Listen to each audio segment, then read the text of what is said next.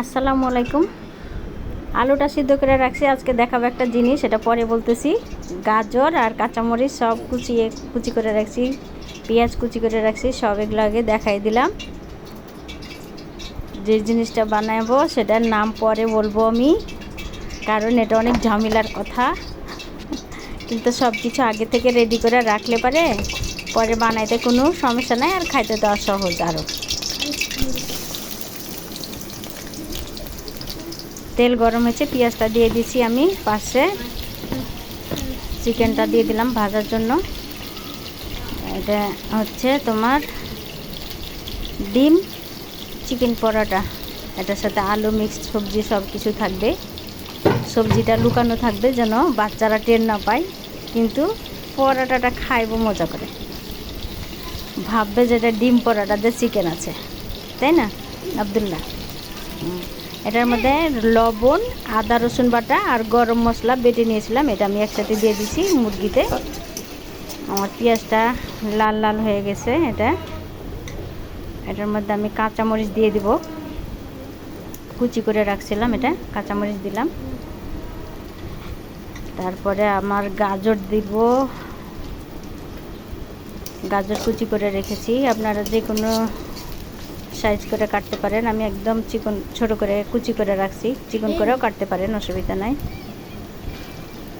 গাজর দিব, ক্যাপসিকাম দিব, আপনারা টমেটোও দিতে পারেন, আমি টমেটো দেই নাই। আপনারা পছন্দ মতো সবজি দিয়ে দিতে পারেন, একটু কুচি কুচি করে কাটা লাগবে এগুলো। এটা পরোটার মধ্যে দিবেন তো, বড় বড় করে কাটলে পরোটা ভাজ করতে গেলে এটা আবার ভাঙ্গা ছুটে যায়, এমনিতেই ভাঙ্গা যাব, এটা নরম জিনিস।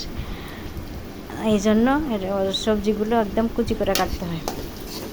পেঁয়াজ, ক্যাপসিকাম, কাঁচামরিচ, তারপরে গাজর কুচি সব একসাথে এভাবে করে নিব, ভেজে নিব হালকা করে। তারপরে লবণ দিয়ে দেবো। এটার মধ্যে আমি কোনো লবণ দিব না, অবশ্য এই মশলা দিব না, লবণ দিলাম। আর মশলা তো সব আমার চিকেনের সাথে আছে, আদা রসুন বাটার, গরম মশলা বাটা আর লবণ, আর কিছু লাগবে না। আপনারা চাইলে হলুদ মরিচের গুঁড়া দিতে পারেন, আমি হলুদ মরিচের গুঁড়া দিব না এটার মধ্যে।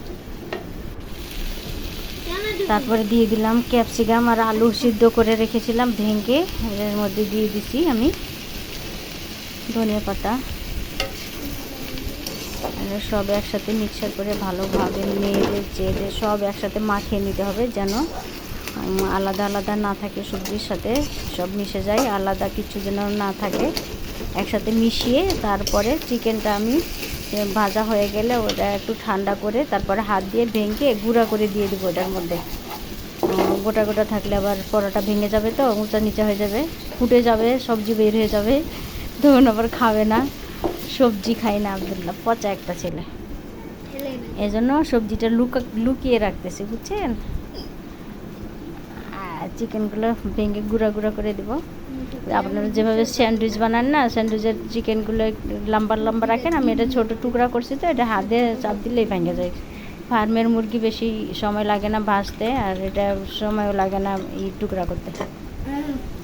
তারপরে এটা আমি ওই সবজির মধ্যে দিয়ে দিব, সবজির মধ্যে দিয়ে ভালো করে নেড়ে চেড়ে 2-3 মিনিট করলে হবে। সব কিছু তো আমার ভাজাই আছে, মশলা টশলা সব কষানো আছে, এটা কাঁচা থাকবে না।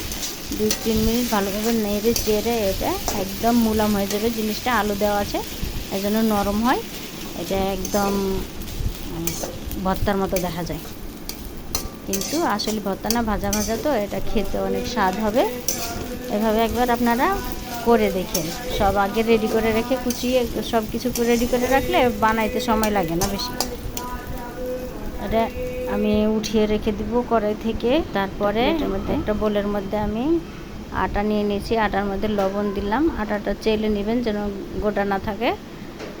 এটা ভালোভাবে নেড়ে চেড়ে এটার মধ্যে শুধু পানি দিয়ে আমি মাখাবো, এটার মধ্যে আর অন্য কোনো কিছু দিচ্ছি না, কারণ আমার সবজিতে সব কিছু দেওয়া আছে, তো এই জন্য এটা ভালোভাবে অল্প অল্প পানি দিয়ে এই লিকুইডের মতো বানাইতে হবে। এটা বেশি ঘন হবে না, আবার পাতলা হবে না, বেশি ঘন হলে রুটিটা মোটা হয়ে যায়, তো তখন ভাজ দিলে ভাঙ্গা যায়, এজন্য বেশি ঘন করব না, একটু পাতলাই করব, আবার অত বেশি পাতলাও করব না। দেখেন এরকম থাকবে হাতের মধ্যে।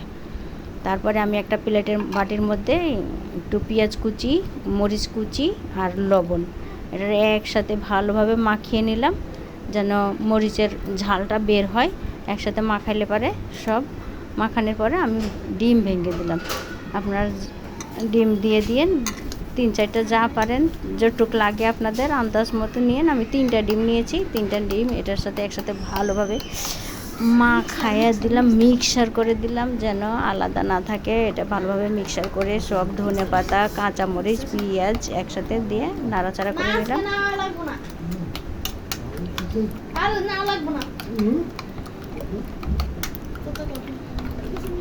একসাথে মিক্সার করে নিলাম। মিক্সার করে সব আমার রেডি কমপ্লিট।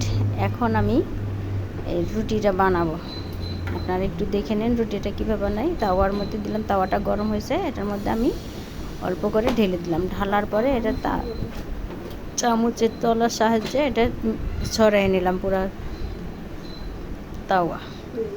বড় করে নিলাম যেন সুন্দর মতো একটা মোগলাই পরাটার মতো একটা সুন্দর হয় জিনিসটা।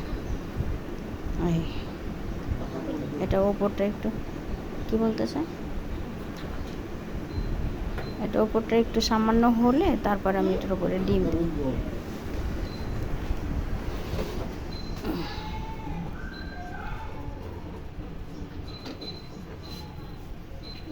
একদিন এটা বানাইয়ে খেয়ে দেখেন, অনেক মজা হবে। অল্প একটু ডিম ঢেলে দিলাম। ডিম ঢেলে ছোট চামচের সাহায্যে পুরাটা ছড়িয়ে নেব। রুটিটা যতটুকু আছে উপরে পুরাটুক ছড়িয়ে নেব। পরে বানলে কি হয়েছে?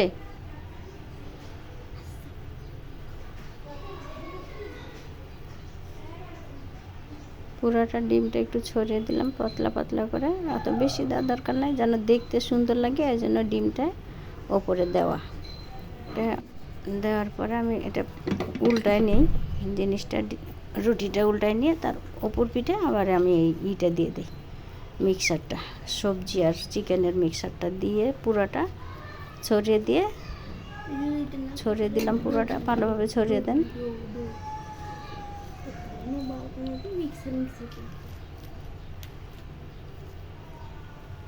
ভালোভাবে ছড়িয়ে দিয়ে তারপর আমি এটারে ভাজ করব। এক সাইডে থেকে আগে ভাজ দেন,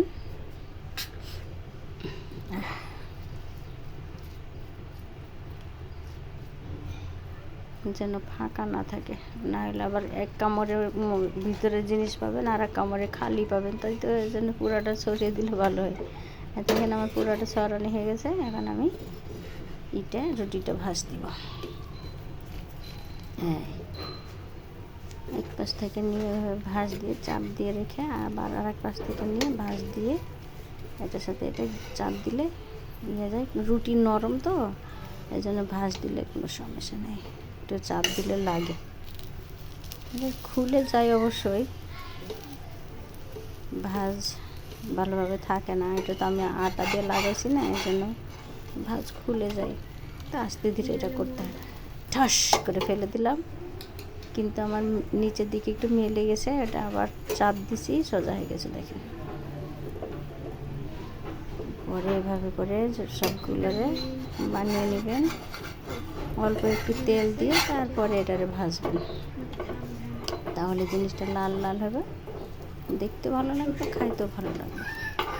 একদম নরম, বাচ্চারাও খেতে পারে, বুড়া মানুষও খেতে পারে। আমার শ্বশুর তো একেবারে খাবে তো, আর আবদুল্লাহ তো মনে খাবেই না, খালি দেখবে। এত সুন্দর হয়ে গেছে। আমি একটা একটা করে সব এভাবে করে ভেজে নিব, নিয়ে তারপরে ইফতারের সময় খাবে। আজকে আবার এটা না খেলে আবদুল্লাহ ইফতারি করবে না, সবগুলো রোজা রাখতেছে। মাশাআল্লাহ, আবদুল্লাহ 3 বছর ধরেই তো রাখতেছে। আমি কি বলতেছি এবছর খালি রাখলা? তারপরে একটা প্লেটের ওপরে নিয়ে নিলাম। আমার হাত নষ্ট হয়ে গেছে কাপড় দিয়ে, 12টা বেজে গেছে। তারপরে আমরা ইফতারি বানাইছি, এগুলো একটু দেখাই দিলাম। বাসায় বানাইছি তো, বেগুনি আর পেঁয়াজু সব রেডি করে রাখছি। সবাই খাবে, আজানটা দিলে অপেক্ষা করতেছে।